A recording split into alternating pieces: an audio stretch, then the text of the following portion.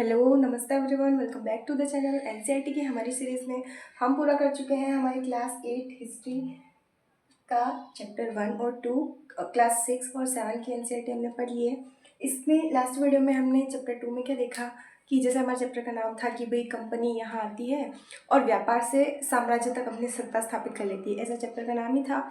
और वही हमने हमारे उस पूरे चैप्टर में देखा कि कैसे वो नॉर्मल ज़मींदारी खरीदती है और फिर धीरे धीरे जैसे व्यापार को बढ़ाती जाती है और जैसे राजस्व ज़्यादा वसूलना, बिना चुंगी के व्यापार करना, ऐसा कुछ। और युद्ध, ब्लासी बक्सर के युद्ध, और फिर वो सहायक संधि नीति से, विलय नीति से, कुल मिला के किस तरीके से उसने हमारे यहाँ अपना साम्राज्य स्थापित कर लिया था, ये चीज़ हमने हमारे लास्ट वीडियो में पढ़ी थी। आज का जो हमारा चैप्टर होने वाला है वो उसी हमारी कंपनी के बारे में है, क्योंकि हम मॉडर्न हिस्ट्री में घुस चुके हैं 19वीं सदी के आसपास, जहां अंग्रेजों के बारे में हम पढ़ रहे हैं। क्लास 6 में हमने प्राचीन इतिहास, क्लास 7 में हमने मध्यकालीन इतिहास, और ये हमारा आधुनिक इतिहास, ठीक है ना। तो इसमें हम ब्रिटिश कहाँ कैसे यहाँ आते हैं और ब्रिटिश रूल के बारे में मोस्टली पढ़ने वाले हैं। तो चैप्टर 3 है हमारा कि ग्रामीण क्षेत्र पर शासन चलाना। ग्रामीण क्षेत्र पर शासन चलाना, सीधे लिख दिया। कौन चला रहा वो भी नहीं देखा। क्यों? क्योंकि हमें पता है हम मॉडर्न हिस्ट्री में आ चुके हैं, तो हम अंग्रेज़ों के बारे में बात करेंगे, क्योंकि यही थे हमारे यहाँ पर जो हमारा लोटिया भर रहे थे। इट मीन्स वो हमारे यहाँ अपना साम्राज्य स्थापित कर रहे थे, हमारे यहाँ के लोगों को लूट रहे थे। तो अब वो सबसे ज़्यादा परेशान करेंगे ग्रामीण क्षेत्र पर। वो इसमें हम इस चैप्टर में क्या देखने वाले हैं कि कैसे वो स्थायी बंदोबस्त के माध्यम से और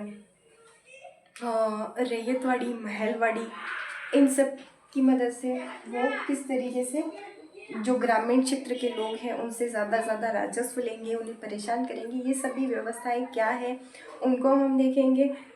इतना मुश्किल नहीं है, नॉर्मल हम समझेंगे तो हमें समझ में आ जाएगा। दूसरा, नील की खेती के बारे में हम देखेंगे कि किस तरीके से हमारे यहाँ की नील की विदेशों में कितनी ज़्यादा मांग थी। इफ़ हमारा वीडियो बड़ा होगा तो हम आधा चैप्टर बड़ा है तो आधा हम पार्ट 2 में पढ़ेंगे। तो शुरू करते हैं। सबसे पहले हम बात करेंगे कि हमारी जो कंपनी है वो बन जाएगी दीवार। खुद ही बन जाएगी क्या? नहीं, खुद नहीं बनेगी। ये करेगी लड़ाई। लड़ाई करेगी नहीं, इसने लड़ाई कर ली है बक्सर की। बक्सर की लड़ाई में क्या हुआ, कौन कौन था, जिसने पिछला वीडियो देखा है उसको पता है बक्सर के युद्ध में क्या हुआ था। तो बक्सर के युद्ध में कौन कौन था? कंपनी बिकम्स दीवार, है ना, दीवार बन गई।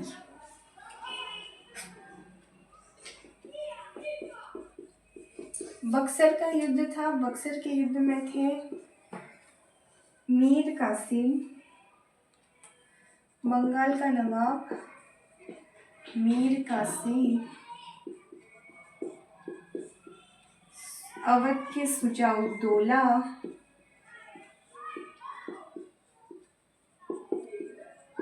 और कौन था? मुगल सम्राट शाह आलम द्वितीय।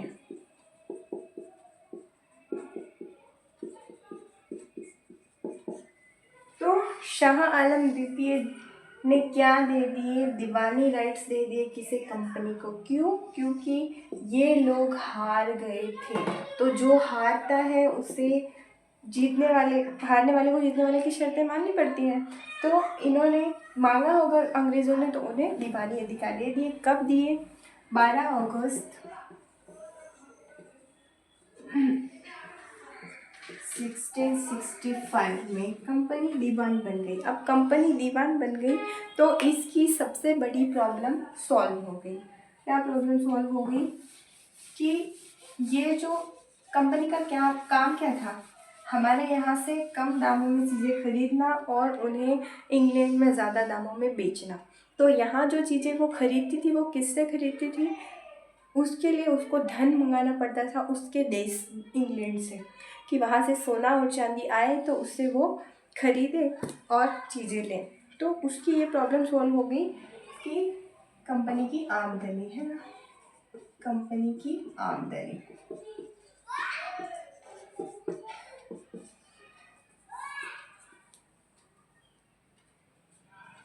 अब तक कंपनी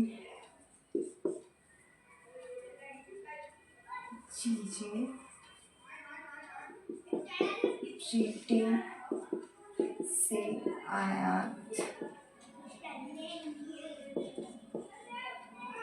सोना और चांदी इससे खरीदती थी।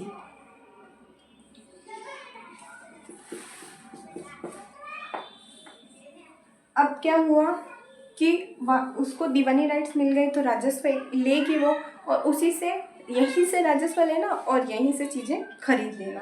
तो ये उसकी प्रॉब्लम सॉल्व हो गई। तो प्राप्त राजस्व से खरीदना शुरू।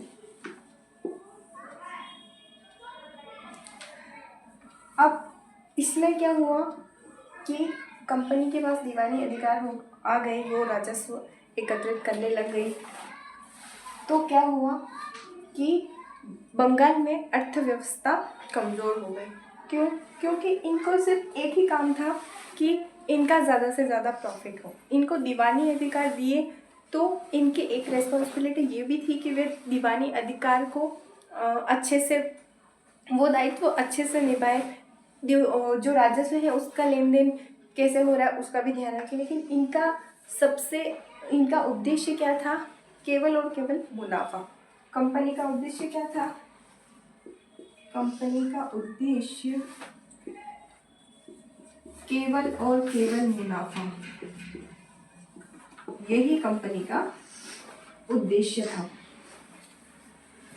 तो क्या हुआ कि प्रॉब्लम्स आने लग गई, बंगाल की अर्थव्यवस्था कमजोर हो गई। ये लोग क्या करते थे, जो हमारे भारतीय व्यापारी थे उनसे चीज़ें जो खरीदते थे वो बिल्कुल कम दाम में खरीदते थे और बेचारों को बेचनी भी पड़ती थी, क्योंकि खरीदने वाले यही थे, तो उन्हें कम दामों में बेचनी पड़ती थी। तो उनकी आमदनी कम होने लग गई और अर्थव्यवस्था कमज़ोर हो गई, किसान बेरोजगार हो गए। इस तरीके से प्रॉब्लम्स आने लग गई, समस्याएं। बंगाल में अर्थव्यवस्था कमजोर क्यों? कारण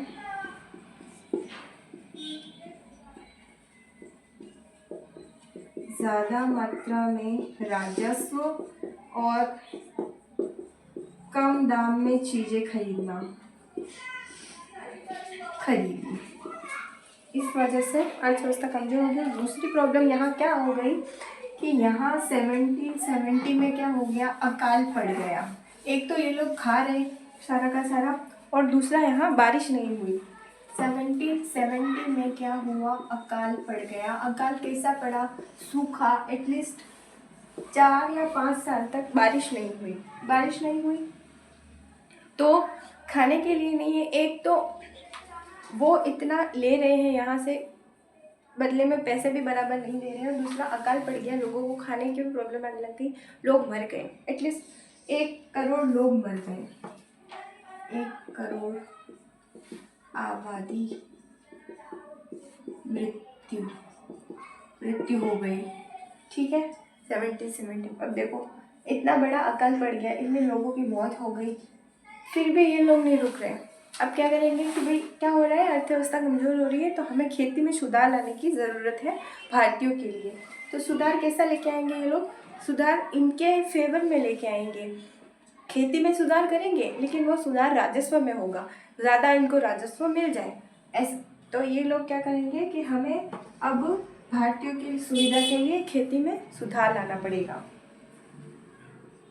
खेती में सुधार की आवश्यकता, तो इसके लिए ये लोग लेके आएंगे, शुरू में हमने देखा स्थायी बंदोबस्त, रैयतवाड़ी, महलवाड़ी। तो ये लेके आएंगे सबसे पहले स्थायी बंदोबस्त। स्थायी बंदोबस्त क्या है, इतना मुश्किल नहीं है, समझेंगे तो समझ में आ जाएगा। नॉर्मल नाम से ही हमें समझ में आ जाएगा। स्थायी बंदोबस्त, स्थायी बंदोबस्त। पहले तो हम इसकी डेट देख लेते हैं, कब है 1793 में, ठीक है। और किसने इसको लागू किया, इसका नाम नहीं दिया, फिर भी हमें याद रखना है, लॉर्ड कॉर्नवालिस ने, ठीक है। कॉर्नवालिस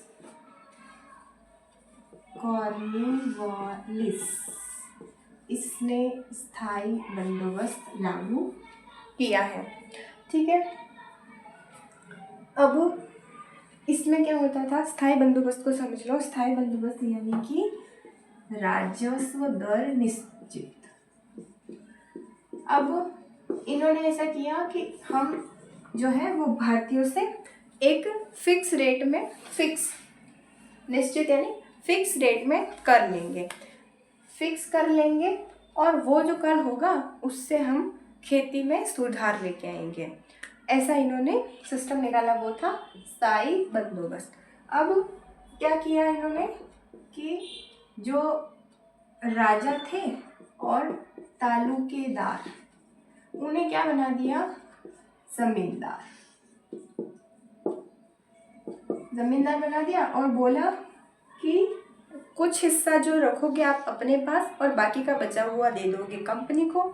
जो आप अपने पास रखोगे उससे क्या करोगे, खेती में सुधार लेके आओगे। क्या बोला, कुछ हिस्सा जमींदारों के पास और कुछ बाकी का कंपनी को,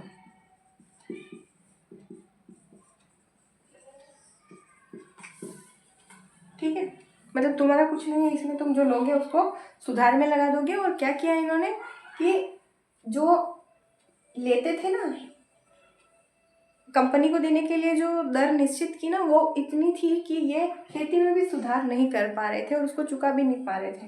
तो क्या आने लग गई, समस्याएं आने लग गई। समस्याएं आएंगी क्योंकि अंग्रेजों को भारतीयों के फायदे से कोई मतलब नहीं है। उनको सिर्फ ये मतलब है कि भाई किसी न किसी तरीके से उनको ज़्यादा से ज़्यादा पैसे मिले और ज़्यादा से ज़्यादा मसाले खरीदे और उन्हें भेज दें इंग्लैंड में और पैसा कमा लें, ठीक है। तो क्या आने लग गई, समस्या क्या आई कि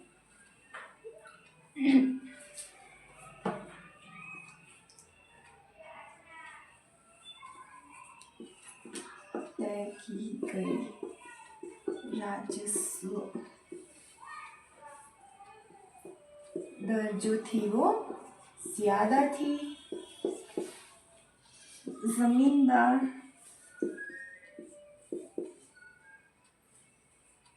चुका नहीं पा रहे थे, तो क्या हुआ, जो नहीं चुका पा रहे थे उसकी ज़मीन ये लोग छीन लेते थे।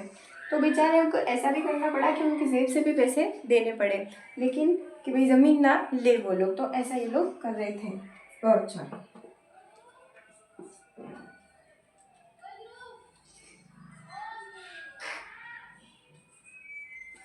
राजस्व नहीं चुकाने पर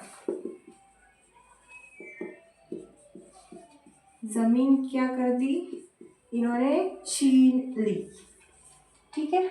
ऐसा ये लोग करने लग गए थे। तो ये समस्याएं आने लग गई थी किसमें, स्थायी बंदोबस्त में। फिर क्या हुआ, समय के साथ थोड़ा इसमें चेंजेस आया।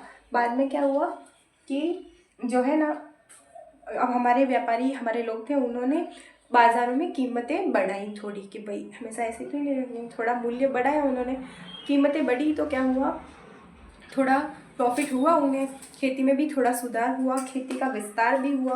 तो क्या हुआ कि थोड़ा उन लोगों के पास पैसा जैसे आना शुरू हुआ। तब अंग्रेज़ों को लगा कि हम तो ज़्यादा राजस्व लेंगे कैसे, फिक्स रेट कर रखा है उसको, तो ज़्यादा राजस्व ले नहीं सकते। क्या हुआ, बाद में बाजारों में कीमत बढ़ी, कीमत क्या हुई, बढ़ी। खेती में विस्तार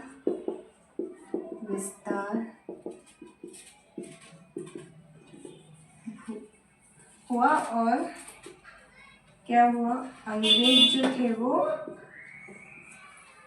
राजस्व बढ़ा नहीं सकते, अब ये हुआ ना कि ये लोग बढ़ा नहीं सकते, प्रॉफिट निकल रहा है वहाँ से, लेकिन ये लोग बढ़ा नहीं सकते, तो इनको लगा कि क्यों ना ये सिस्टम में चेंज लाया जाए, दूसरा सिस्टम लेके आया जाए।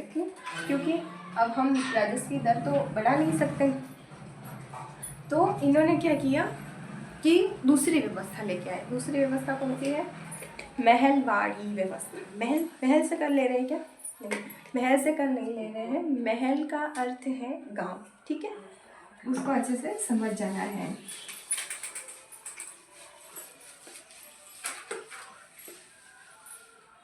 महलवाड़ी व्यवस्था,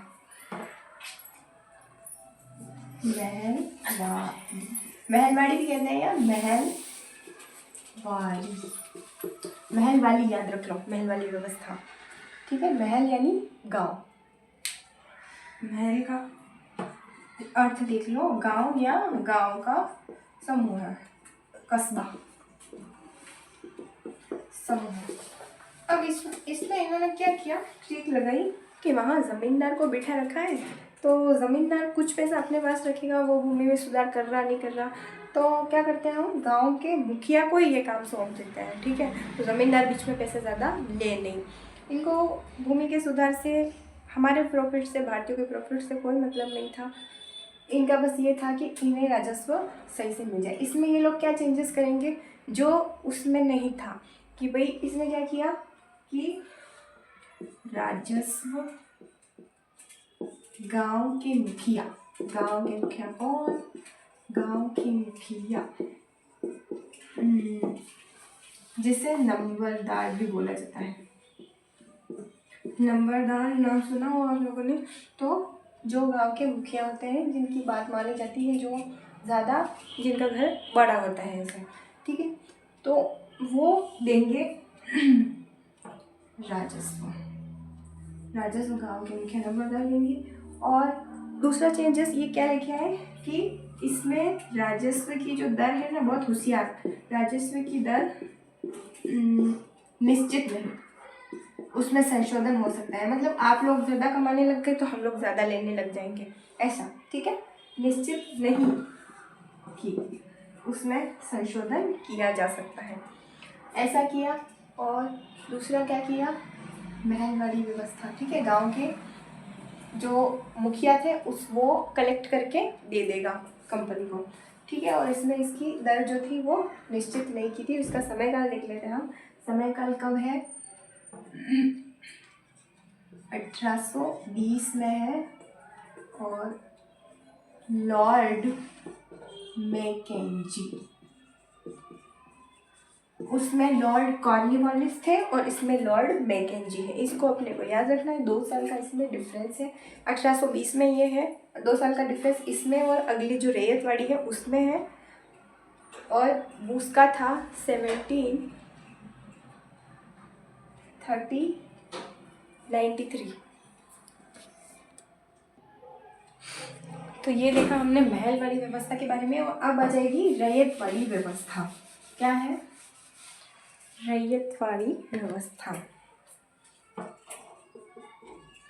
रैयत वाली व्यवस्था, अब ये लोग क्या करेंगे कि ऐसा करते हैं, मुखिया को भी नहीं मिलाए, डायरेक्ट जो खेत का मालिक है उसमें, महलवाड़ी में क्या था कि गांव का जो मुखिया था वो सभी गांवों की जो भूमि थी उसका जो राजस्व वो निर्धारित करके और दे देगा उसको।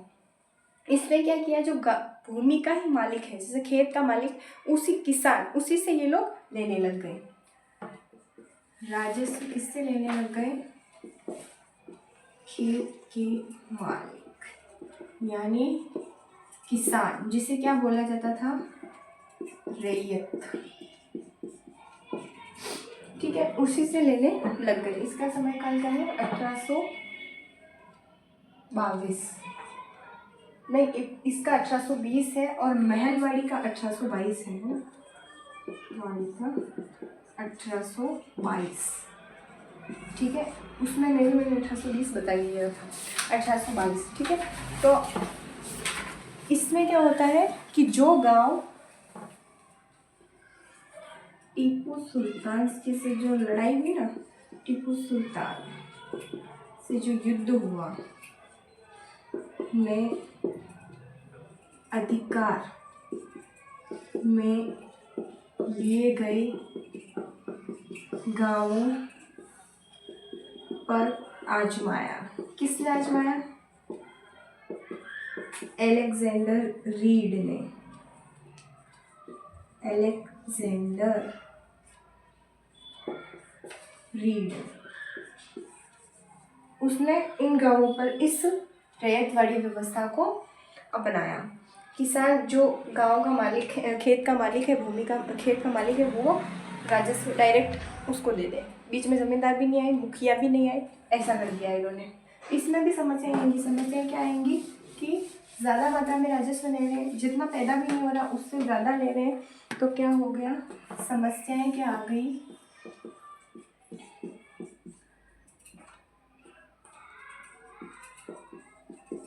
मात्रा राजस्व नहीं चुकाने पर किसान जो है वो भूमि छोड़कर भाग गए। किसान भूमि छोड़कर भाग गए।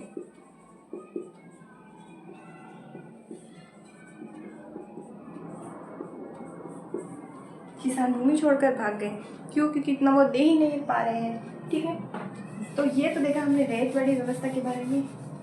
अब आएगा यूरोप के लिए फसलें। क्या यूरोप में हमने देखा नील के बारे में देखने वाले हैं हम। वैसे ही नील की हमारी सबसे ज़्यादा वहाँ मांग थी। नील और अफीम तो ये लोग यहाँ उगा ही रहे थे। नील व अफीम पर जोर, खेती पर जोर, ये तो दे ही रहे थे। इसके साथ साथ इन्होंने क्या किया?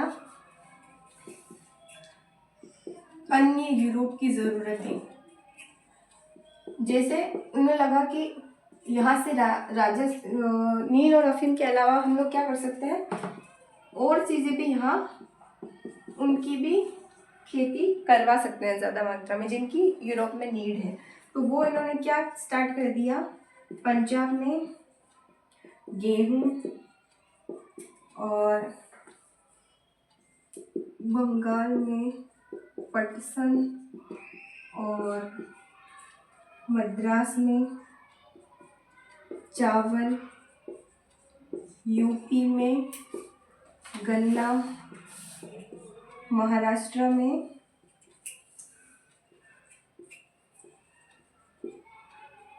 कपास, ऐसे उगाना शुरू कर दिया कि भाई यहाँ से उन्हें सस्ते दामों में खरीदने और वहाँ भेज देंगे। ऐसा तो यहाँ उनको उनकी खेती करवाना स्टार्ट कर दिया, क्योंकि वहाँ डिमांड थी यूरोप में, और नील की भी। और नील हमारे यहाँ ही उगती थी। हमारे यहाँ क्यों उगती थी? देखो हमारे में 2 फोटो दिए गए हैं। एक मॉरिसन छापा जो इंग्लैंड का है, और एक कलमकारी छापा भारत का। ऐसे 2 फोटो दिए गए हैं। उसमें नील का रंग भरा हुआ है। उसकी बहुत ज़्यादा डिमांड क्यों थी? क्योंकि एक तो वो बहुत अच्छा कलर जो नील के पौधे से ही निकलता था और वो भारत में ही उगता था। उसकी इतनी ज़्यादा डिमांड क्यों थी? नील का पौधा भारत में क्यों उगता था? और नील विद्रोह के बारे में, नील की खेती के बारे में, ये सभी हम हमारे नेक्स्ट वीडियो में पढ़ेंगे, क्योंकि वीडियो बड़ी हो जाएगी, चैप्टर बड़ा है, तो इसे पार्ट 2 में पढ़ेंगे। तब तक के लिए जो बचा हुआ पार्ट है उसको अच्छे से समझना है। Till then bye bye, take care.